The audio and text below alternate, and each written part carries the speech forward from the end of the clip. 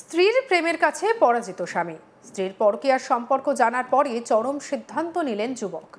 রাগ বা প্রতিশোধ না নিয়ে তিনি নিজে থেকেই মন্দিরে গিয়ে স্ত্রীর সঙ্গে তার প্রেমিকের বিয়ে দিয়ে দিলেন।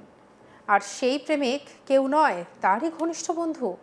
ভাবুন শুধুমাত্র কি কাণ্ড! নিজের বন্ধুরই স্ত্রীর সঙ্গে গোপনে প্রেমালাপ, আর সেখান থেকেই এই অবস্থা। ঘটনাটি ঘটেছে বীরভূম জেলার সাঁইথিয়াতে। জানা গিয়েছে, বীরভূমের বাসিন্দা বাপি মণ্ডল 9 বছর আগে বাপি মণ্ডলের সঙ্গে পঞ্চমী মণ্ডলের বিয়ে হয়। এরপর তাদের সন্তানও আসে। তবে দাম্পত্যে কলহ শুরু হতেই নাকি স্বামী স্ত্রী আলাদা থাকতে শুরু করেন। স্ত্রী বাপের বাড়ি চলে যান। সেই সময় সোশ্যাল মিডিয়ায় তার সম্পর্ক গড়ে ওঠে স্বামীরই এক বন্ধুর সঙ্গে। বিষয়টি জানার পর স্বামী নিজেই মন্দিরে নিয়ে গিয়ে বন্ধুর সঙ্গে স্ত্রীর বিয়ে দিলেন।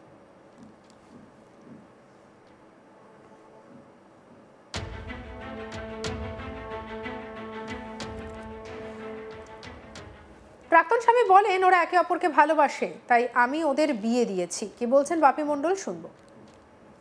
যে ঘটনাটা ঘটেছে, আমার স্ত্রী আমার বন্ধুর সঙ্গে পালিয়ে গেছে। এটা আমি রাস্তা থেকে ধরে নিয়ে এসে ওদেরকে দুজনকে বিয়ে দিই। আর সেটাই আজ ডিভোর্স ফাইল করতে এসেছিলাম সিউড়ি কোর্টে। এটা আমার কেস হয়ে আছে একটা 8 মাস আগে। এবার ওদের কবে সম্পর্ক সেটা বলতে চান। আমাকে একটা আমার স্ত্রী করেছিল আমার নামে কেস। তারপর সে বাবার বাড়িতে থাকে। বাবার বাড়ি থেকে পরশুদিন পালিয়ে যায় সকালে। ওখান থেকে তারপরে আমি যোগাযোগ করে এদিকে আমি এখানে ধরি। তারপরে ধরে নন্দস্তলায় মন্দির গিয়ে বিয়ে দিয়ে দিতে। আজকে আমি সিউড়ি কোর্টে এসেছি ওদের দুজনকে নিয়ে এখানে ডিভোর্স ফাইল করার। আর আমার যেটা পুরনো কেসটা আছে সেই কেসটা উইথড্র করে দেবো। হ্যাঁ, এখন তো ডিভোর্স ফাইল হয়েছে, কেসটা তো এখন উইথড্র হবে না বললো। যে ম্যাডামের কাছে আমার কেসটা আছে সেই ম্যাডামকেই দেওয়া হয়েছে এটা ডিভোর্স ফাইলটা করার জন্য। উনি বলছে যে আমার স্ত্রী বলেছে আমি সব কেস তুলে দেবো। হ্যাঁ, হ্যাঁ, সমস্ত কেস তুলে দেবে। আমার তো মনে হচ্ছে ওর জন্যই তো সবকিছু এইগুলো, আমার বন্ধুর জন্যই। আজকে আমার পুরো যেগুলো হয়েছিল সবগুলো আমার বন্ধুর জন্যই। ও আমাদের অনেক দিনকার। আপনি কবে জানতে পারি? আমি জানতে পারি আজ 3 দিন। হ্যাঁ, 3 দিন, তো 4 দিন। আচ্ছা, ছেলে ওর দায়িত্ব নেবে না। ওরা প্রথম থেকেই বলে এসেছে আমাকে ডিভোর্স দাও। আমাকে একদিন তার আগের দিন বলে আমাকে ডিভোর্স দাও, আমি ছেলে তার দায়িত্ব নেবো না। এখন আমাকে ডিভোর্স দিও, তুমি ছেলে নিয়ে তুমি চলে যাও। আপনি কি হ্যাঁ, ডিভোর্স ফাইল হলো। হ্যাঁ, আজকে ফাইল করলাম। আপনি কি ডিভোর্স দিয়েছেন? হ্যাঁ, আমি ডিভোর্স নিয়ে আমি তো হাতে তুলেই দিয়েছি ওর হাতে। বন্ধুর সঙ্গে কিভাবে আলাপ হলো? বন্ধুর সঙ্গে আলাপ হলে কি করে সেটা তো আমি কেউ বলতে পারি না গো। এবার তো বন্ধু নিশ্চয়ই কোনো জায়গায় কোনো ওকেশনে হয়তো যোগাযোগ হয়েছে। অনেক বিয়ের রিলেশন আছে, অনেক জায়গাতে যাওয়া আসা হয়েছে। কোনো হয়তো বন্ধুরা রিলেশন করে রেখেছে, ওরা নাম্বারটা আমার নিয়ে রেখেছিল। এবার সেগুলো তো সব এখনকার কি হয়েছে, ফোন করে কথা বলে ডিলিট করে দেন নাম্বার, কেউ বুঝতেও পারবে না। এদিকে স্ত্রী পঞ্চমী জানান, আমি আমার নতুন স্বামীর সঙ্গেই থাকতে চাই। কি বলেছেন, শুনবো। কোর্টে এসে ডিভোর্সের জন্য। কারণ আমার পুরনো হাজবেন্ডের সঙ্গে আমি থাকবো না। আলাপ ফোনে থেকে হয়েছে, মেসেঞ্জার থেকে।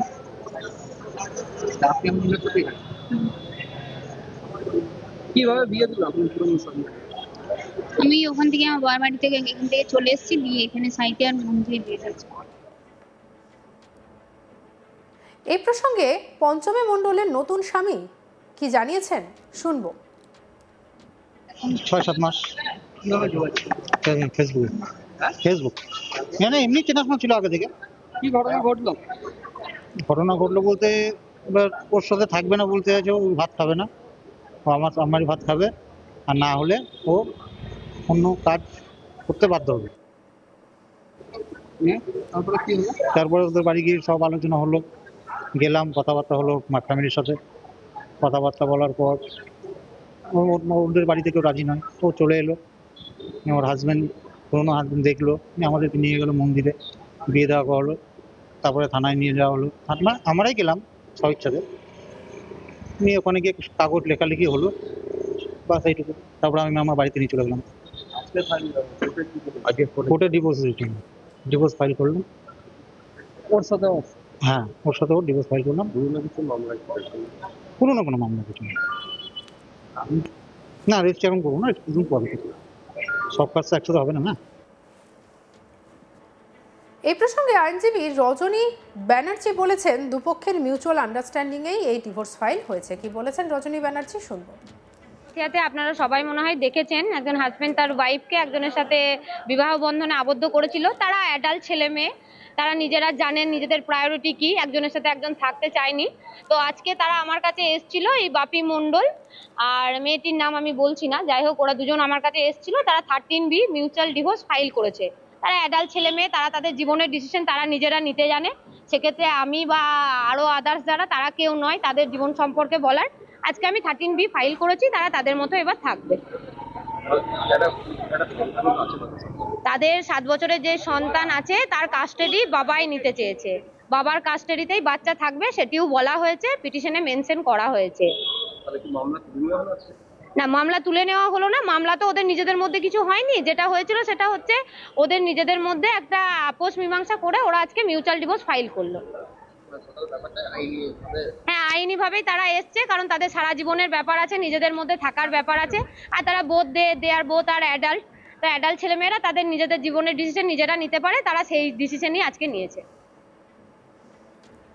স্ত্রীর প্রেমের কাছে পরাজিত হলেন স্বামী। স্ত্রীর পরকীয়া সম্পর্ক জানতে পেরে চরম সিদ্ধান্ত নিলেন। আর তিনি জানতে পারলেন যে তারই এক বন্ধুর সঙ্গে স্ত্রীর গোপনে প্রেম চলছে। অবশেষে এমন খবর জানার পরে বিয়ে দিয়ে দিলেন দুজনের। কি বলছেন সেই স্বামী, শুনবো। যে ঘটনাটা ঘটেছে, আমার স্ত্রী আমার বন্ধুর সঙ্গে পালিয়ে গেছে। এটা আমি রাস্তা থেকে ধরে নিয়ে এসে ওদেরকে দুজনকে বিয়ে দিই। আর সেটাই আজ ডিভোর্স ফাইল করতে এসেছিলাম সিউড়ি কোর্টে। এটা আমার কেস হয়ে আছে একটা 8 মাস আগে। এবার ওদের কবে সম্পর্ক সেটা বলতে চান। আমাকে একটা আমার স্ত্রী করেছিল আমার নামে কেস। তারপর সে বাবার বাড়িতে থাকে।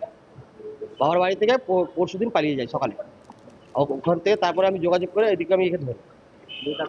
তারপরে ধরে নন্দস্তলায় মন্দির গিয়ে বিয়ে দিয়ে দিই। আজকে আমি সিউড়ি কোর্টে এসেছি ওদের দুজনকে নিয়ে এখানে ডিভোর্স ফাইল করার জন্য। আর আমার যেটা পুরনো কেসটা আছে সেই কেসটা উইথড্র করে নেব। হ্যাঁ, এখন তো ডিভোর্স ফাইল হয়েছে, কেসটা তো এখন উইথড্র হবে না বললো। যে ম্যাডামের কাছে আমার কেসটা আছে সেই ম্যাডামকেই দেওয়া হয়েছে এটা ডিভোর্স ফাইলটা করার জন্য। উনি বলছে যে আমার স্ত্রী বলেছে আমি সব কেস তুলে দেবো। হ্যাঁ, হ্যাঁ, সমস্ত কেস তুলে দেবে।